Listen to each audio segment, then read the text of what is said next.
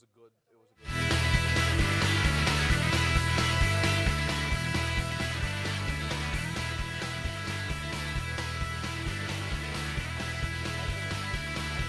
Planning this the whole we do it.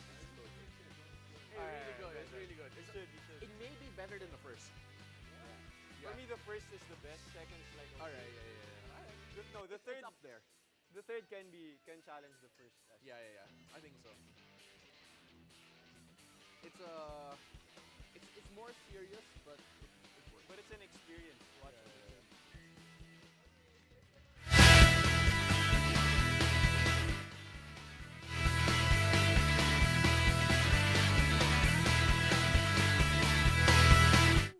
Go get it, coach. That's a good job, considering. No, because they're known to be a good program. High school. High school? Tyler. Yeah. No, not GHU. Because in Manila, really, what's the most successful high school apart from Nazareth? Jet. A-High? Say hi. Yeah, you can say.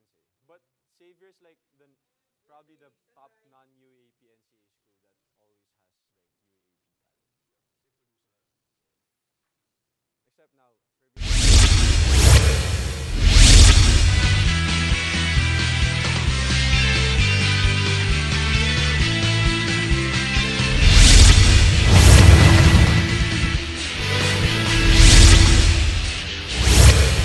We bring you the latest in the world of sports. I'm Paulo Del Rosario. We give you the conversations you want to hear from your favorite icons and athletes. I'm Diego Dario. Tonight, we break down the latest developments in the PVL and the exciting NBA Eastern Conference Finals. Buckle up, sports fans. Let's get in the game.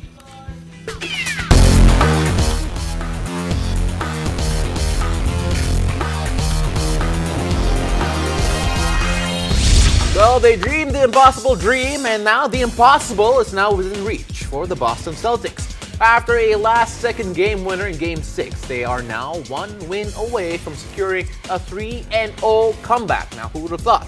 Joining us tonight to talk about the crazy Eastern Conference Finals is NBA Philippines All-Star analyst Coach Willie Wilson. Coach Willie, Welcome back, Coach. always great to have you here. We're still not done talking about Game 6 because We what shouldn't an ending. be. We should not Yeah. be. Game 6, man, that deserves this. right here. Absolutely. So we have a lot of time here, so I'm going to go really deep into it. A lot of people thought Boston were dead and buried after Jimmy Butler hit those last 3 free throws. And all of a sudden, Derrick White, out of the blue, comes out and scores with 0.2. Less than a second. Less than a second. Coach, your overall thoughts, your first reactions when you saw it happen. Well, let's first talk about how we got to that situation in the first place. The Heat were down. They were down pretty big as well, you know. So in my mind, I'm like, this is a one-ball game. You know, you're watching it. I leave, go check on the kids, you know, get something to drink, get a little snack. And then I come back, you know, they're inching closer. And we talked off air, and I posed that question. You know, you get fouled on a 3-point attempt. All right, it's controversial. Gets reviewed. You get this whole standstill, and everybody's talking about, no, look at the clock when Jimmy has the ball. But then what people don't know is as the play is being reviewed, and it was indeed a foul, you get to see exactly the second that the foul was committed. So that is why, for those that don't know, there was 3 seconds on the clock. And the clutchness of Jimmy to sink those 3 free throws, right? Like you said, I thought, and I'm pretty sure millions of people thought that it was a one-ball game. The Heat are going back to the NBA Finals. And then you get this miracle putback with like less than like splits of a second remaining on the clock by, of all people, Derrick White. And it's just poetic how we're in this situation, the first time in history for somebody to be able to come back 0-3 and I'm excited to see what Game 7 is going to give us. And just to tell a story how, impossible it is to come back from a 0-3 deficit. 150-0 in NBA history. No team has done that. And the Celtics are trying to do that, Coach. And right now, who do you think the pressure is on right now? I mean, when it was 0-3, all the pressure was in Boston, right? They just had to live another day, live another game. Now it's in Game 7, home court ng Boston, Coach. Where's the pressure on right now? I'm gonna disagree with you a little bit on that 0-3 pressure on Boston. For me, the closeout game, the pressure's on Miami. Right. Yeah.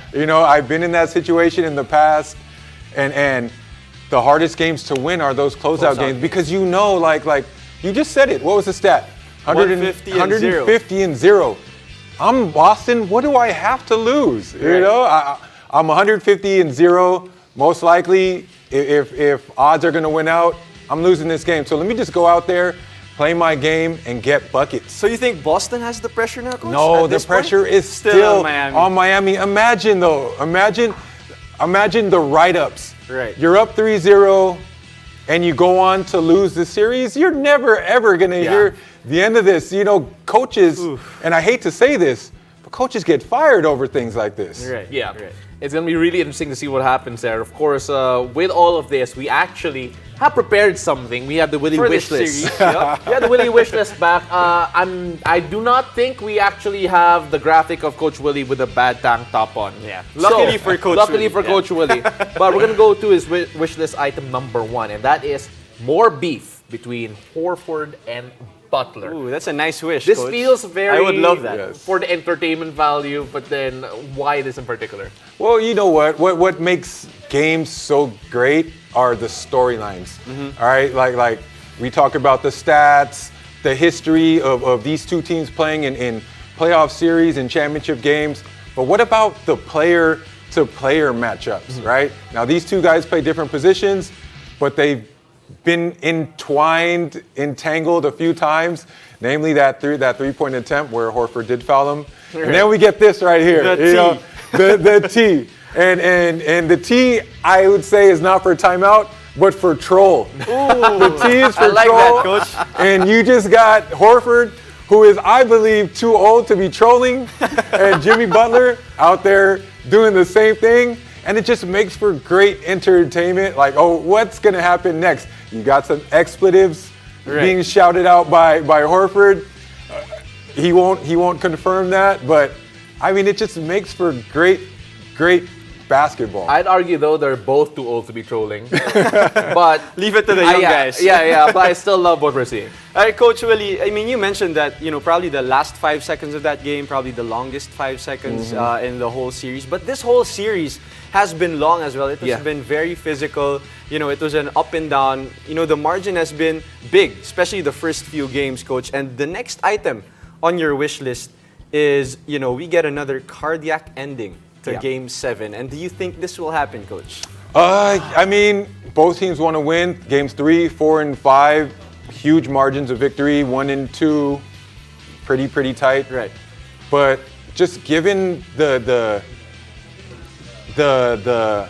amount of adrenaline that we're going to be realizing in Game 7, how much this game means, I don't think any team is gonna let this game get too far out of control. Yeah. As far as this team goes up by 5, right. We have to really do something to kick it back into gear and close this gap.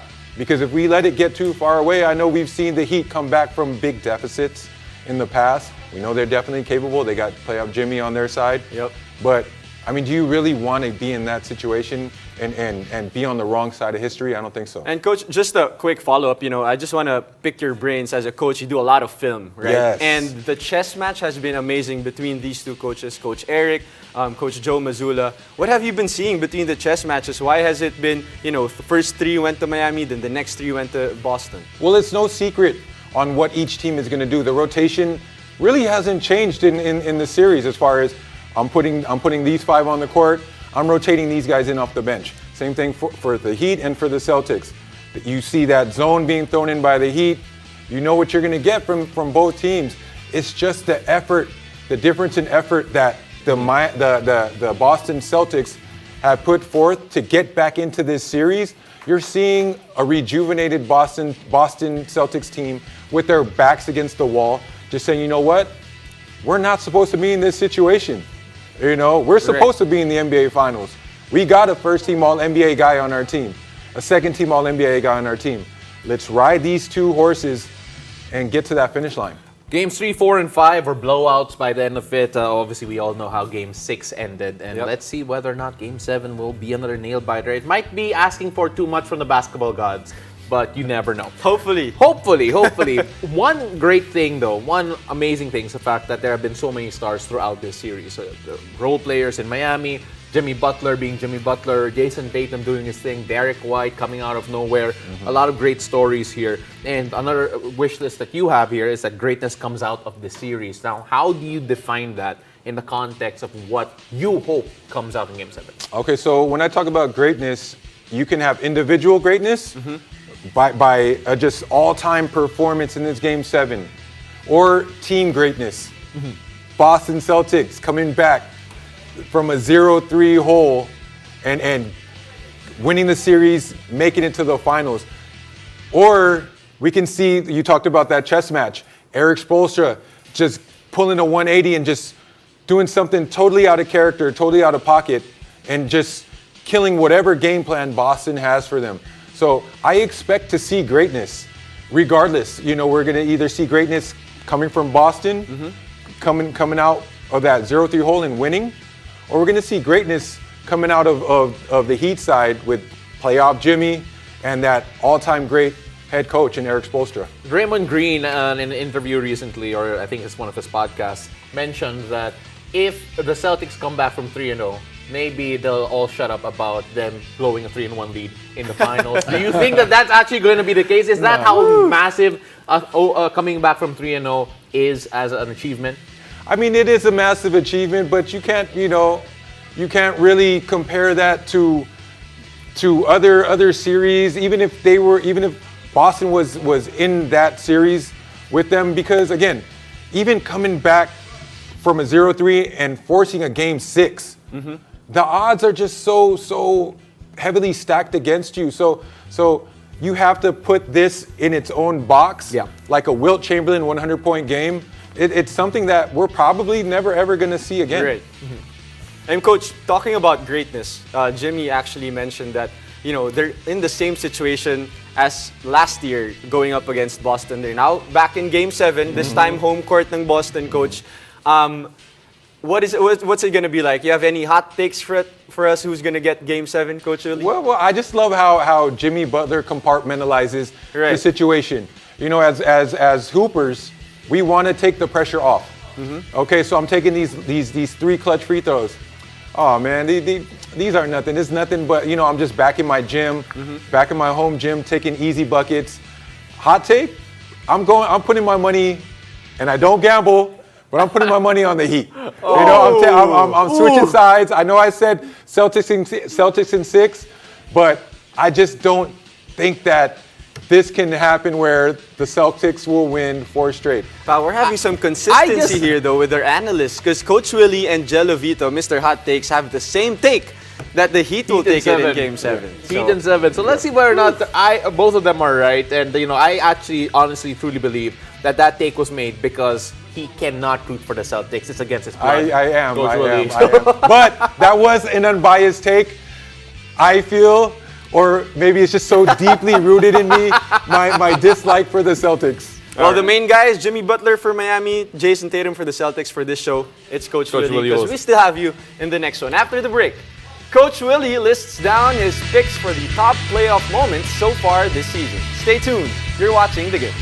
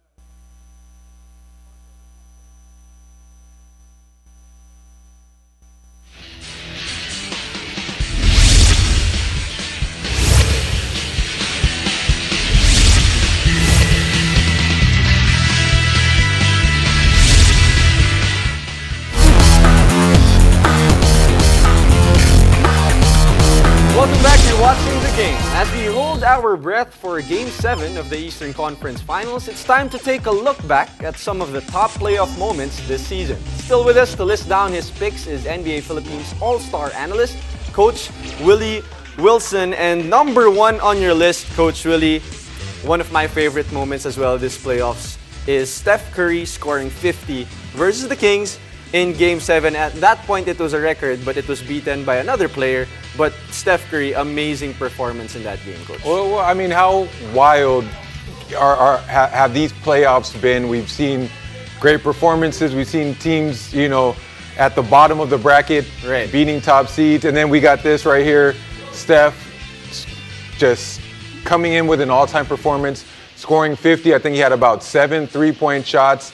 But it was him willing his Golden State Warriors to victory, getting baskets when they needed baskets, getting to the rack against this upstart Sacramento Kings. They're pretty much neighbors. The beam. Yeah, they're pretty much neighbors. And then he ends the game with that iconic light the expletive beam. And it's, again, we talk about that, just the beef. Just troll your opponent. And again, I love it. What's amazing though in that performance for me, I mean, as a guard, 50 points and the way the Kings were playing defense on Steph, they were throwing double, They triple showed him teams. everything. And just one turnover the whole game. That's just amazing from Steph. Again, amazing thing from Steph Curry, and we would be talking about it for years, if not for what happened in the second pick here for Coach Willie Wilson. Jason Tatum breaks Curry's Game 7 record against the Kings. That was a 51-point performance, 11 rebounds as well. Joined Larry Bird, John Havlicek, and Paul Pierce as the only Celtics with a 40-10 playoff game and led the Celtics in points, rebounds, and assists. You take a look at this, it was against the Sixers. Apologies to all of our Sixers friends out there. Coach Mark Molina, shout out. Mark Molina, hello. What's up? But Jason Tatum, incredible performance then, and it's something that I'm sure Celtics fans wish they could replicate in the upcoming Game 7. Ooh. Well, I mean, again, we're talking about greatness coming out of this series, from team greatness or an individual greatness.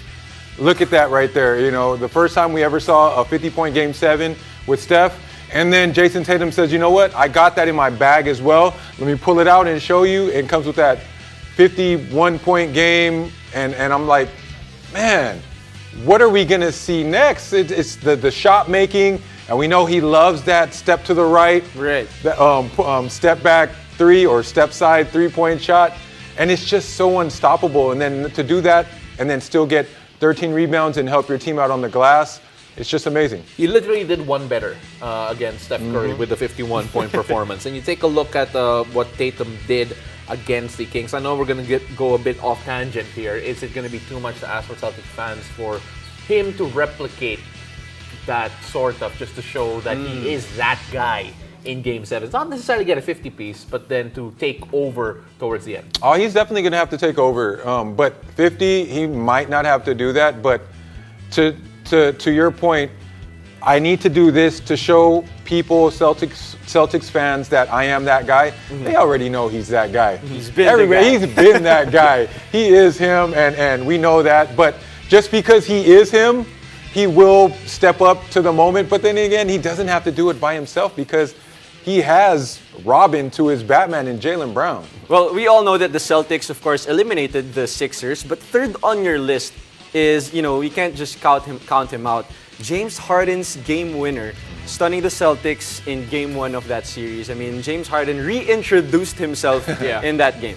He said, hold on, let me reintroduce myself. My name is James Harden. Yeah, my name is James Harden. But a lot of that had to do with Joel Embiid not being in uniform for that game. I think we were able to see this vintage performance from James Harden. We know he led the NBA in scoring 3 seasons already. So all he had to do was just channel that inner scorer in him. And I actually felt, and no disrespect to the MVP, but in that series against the Celtics, they needed to go that route wherein Embiid had to take a back seat and just let Harden just become that ball dominant scorer and just be that catalyst for his team. There's so many great performances in the NBA this particular playoffs that this is Game 1. Right, and it feels like an eternity. And when you take a look at what James Harden has done And of course, the Sixers, a bit of disappointment there in the way that they ended that particular series. But you take a look at the fact that Harden still has this. Is there still that type of value to him as a player, as we now don't know what his future is going to look like? Do you feel that he's still a key piece to playoff teams in the future? Oh, definitely. I mean, anytime you can run a pick and roll, the way Harden runs it, I think there are only probably two other players that run a pick and roll at par with James Harden, probably Trae Young and probably Steph. And whenever you can run that ball screen, you don't really need that much speed or quickness or elusiveness to get your shot off, because again, whatever the defense is going to give me, I have a counter for that. And whenever you have that counter, teams will always want you. And you know that he's a dead shot. And, you know, Coach, you talked about the two-man game, the pick and roll, but one guy also loves that two-man game, whether it's a handoff, whether him setting the screen, is Jokic. He has been dominating the NBA with a simple handoff, with simple screens, and just making the right reads, Coach. It's so tough to choose a specific moment for Jokic this playoffs because he has been consistent all throughout, Coach. Well, the man, the two-time MVP, the runner-up to the MVP this year. He's averaging a triple-double in the playoffs. He swept my Lakers. You know, and as hard as it is for me to give this man his flowers because of what he did to my Lakers, I have to, and I can't just pick one specific moment. It's this entire body of work that he's done in the playoffs. He's came in and he showed the total package, passing it when he needs to, getting his guys open shots. And when he needs to get a bucket, because he's averaging almost 30 a game, he's getting that bucket. And the way he's getting it, awkward angles and, you know, pivots and step backs. With that Sambo shuffle. It's crazy. You take a look at what Jokic is doing. Though, just because our producer Intixon's in the building, I just want to say that. Actually, who's a Denver fan, by the way? We have to disqualify this moment because we said a moment, not an entire season, not an entire playoff run. But all joking aside, let's go to an honorable mention here. And that for you, Coach, is the 8th-seeded Heat eliminating the 1st-seeded Bucks. And as much as I want to talk about that, I want to focus on our top moment so far. I say so far because that is the Derrick White miracle game winner against so far Heat. Because it depends on the game. It depends on what's going to happen in Game 7, right? It depends on what's going to happen Game 7, but it still deserves its flowers in and of itself. Again, we can't take away from the moment because, to just get to a Game 7, to get to a Game 6, being down 0-3, that is so difficult, let alone get to a Game 7. And for him to come from the other side of the court, being positioned for that putback and time still being on the clock, come on now. I mean, what are the chances that can happen ever again? So you got to give them his flowers. So even if, let's say, the Heat do pull it off in Game 7, is this moment still top of your list so far for you? That's a very, very good question. I think it does lose a little bit of its luster, but still, I think it still should be at the top of the list just because of the significance of getting to a Game 7. I think the honorable mention will go up when the Heat wins, right? Yeah, I think that's going to switch the places. Could be, and I like how you said when the Heat wins. Right. It depends. Because these people have made their predictions and they want to be right because it makes them look smarter. Ladies and gentlemen, Coach Willie Wilson, really appreciate your time. I know that we gave you a lot of time to talk and you really... and I love to talk. And I love that it all worked out. Thank you very much. Thank you, Coach Willie. So after the break, we'll find out the newest additions to the PVL for the upcoming Invitational Conference. Stay tuned. You're watching The Game.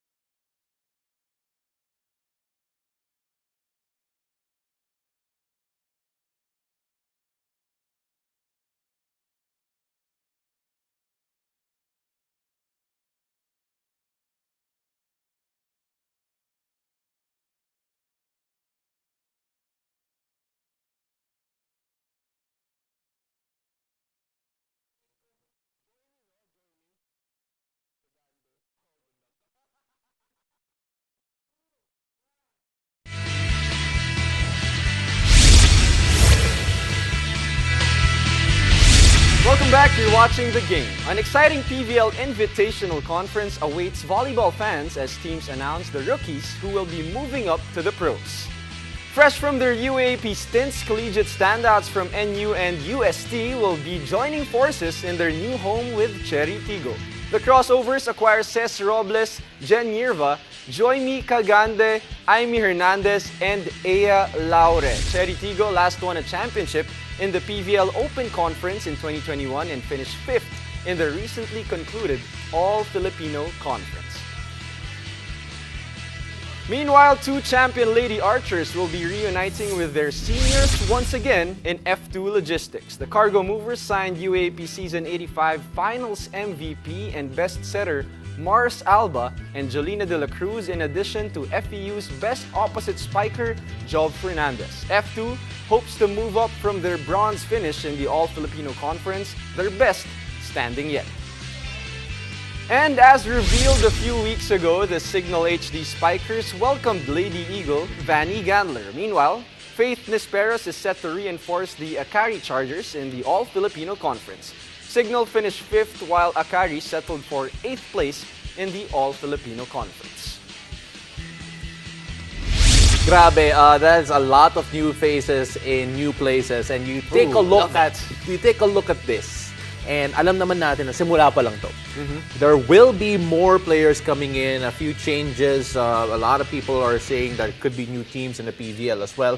Again, no official announcement yet, pero Jegs, volleyball fans should be very excited because all of their idols, we're seeing them move from the college to the pro ranks. So let's see how they stack up against the best of the best. I mean, it's always exciting to see, the stars from collegiate and how it's going to translate to the pro spout. Yeah, absolutely. And of course, we can't wait to see that in PVL. And, stay tuned to make sure that you get all the announcements on when the PVL will happen and, of course, the official rosters very soon. So watch out for that. And that's it for tonight. Thank you for joining us. I'm Diego Daria. Catch us weeknights here on One News, One Sports, and One Sports Plus. I'm Paolo Del Rosario, and this has been The Game.